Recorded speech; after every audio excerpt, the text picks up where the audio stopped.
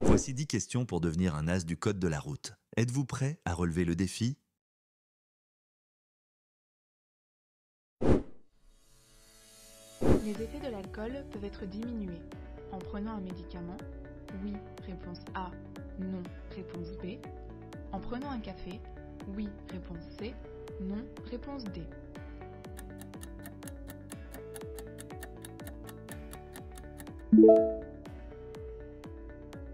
Peut-on diminuer son alcoolémie? Aucun médicament ne réduit les effets de l'alcool. Au contraire, leur association peut être dramatique sur le foie et multiplie le risque d'accident par 29. C'est le foie qui élimine 95% de l'alcool présent dans mon corps. Boire du café ne diminue pas l'alcoolémie. Bonne réponse, B et D.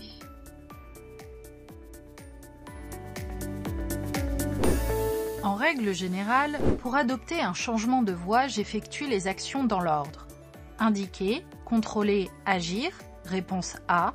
Contrôler, indiquer, agir, réponse B. Contrôler, agir, indiquer, réponse C.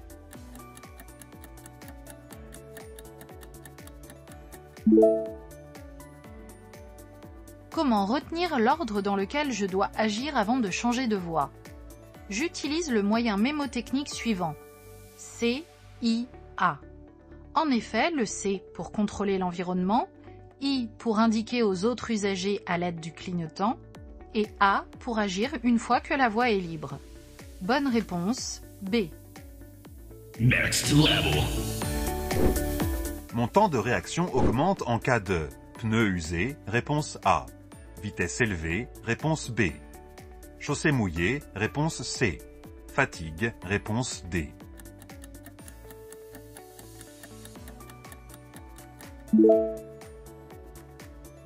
Que se passe-t-il pendant le temps de réaction? Je vois le danger, je le comprends, l'analyse et décide de ce que je vais faire. Pendant ce délai, le véhicule avance à la même allure. Si je suis soucieux, alcoolisé, drogué, fatigué, etc., ce temps est augmenté. Bonne réponse, D.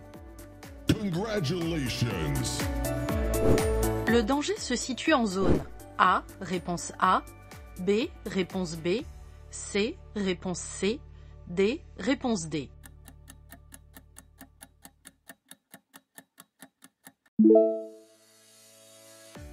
Dans quelle zone doit se porter principalement mon regard? Conduire exige d'avoir les yeux un peu partout et tout le temps. Je dois surveiller les dangers potentiels pouvant survenir à tout moment. Ici, je dois être particulièrement vigilant à l'attitude de la piétonne. Elle ne me regarde pas et semble décidée à traverser. Je suis prêt à m'arrêter. Bonne réponse, D. Lorsque je conduis, il vaut mieux écouter de la musique. En utilisant l'autoradio, réponse A. Avec mes écouteurs, réponse B.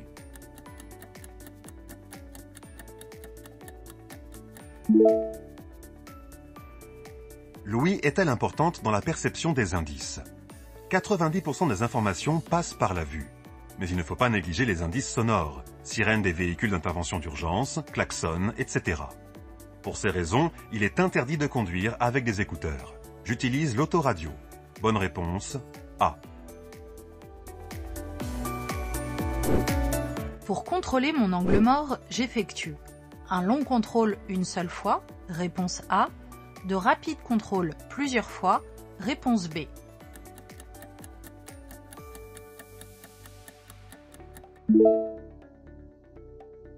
Qu'est-ce que l'angle mort? C'est une zone de vision inaccessible sur l'arrière depuis les rétroviseurs. Pour le contrôler, je tourne la tête et fais de rapides contrôles plusieurs fois. Bonne réponse, B. Téléphoner au volant provoque une perturbation de l'attention, oui, réponse A, non, réponse B. De la vision, oui, réponse C, non, réponse D.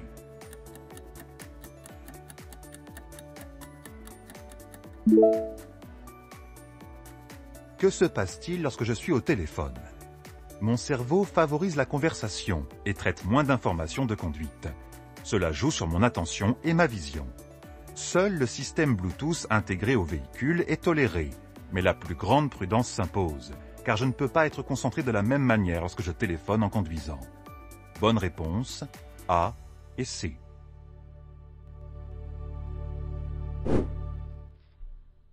Les effets de l'alcool entraînent une meilleure maîtrise du véhicule. Oui, réponse A. Non, réponse B.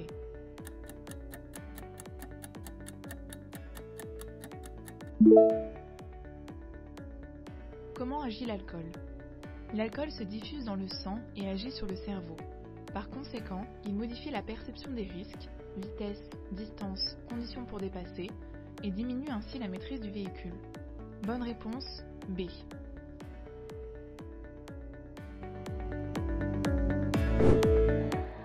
Dans cette situation, je freine fortement, réponse A. Je freine légèrement, réponse B.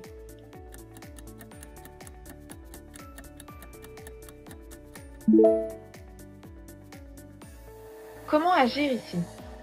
Dans cette situation, je circule lentement. Un obstacle se trouve sur ma voie et un bus arrive en face. Je dois donc lui céder la priorité. En freinant fort, je risque de surprendre les usagers derrière moi et donc provoquer une collision. En freinant légèrement et en prévenant les usagers derrière moi, ils pourront s'arrêter eux aussi. Bonne réponse, B. La prise de certains médicaments est dangereuse pour la conduite. Oui, réponse A. Non, réponse B.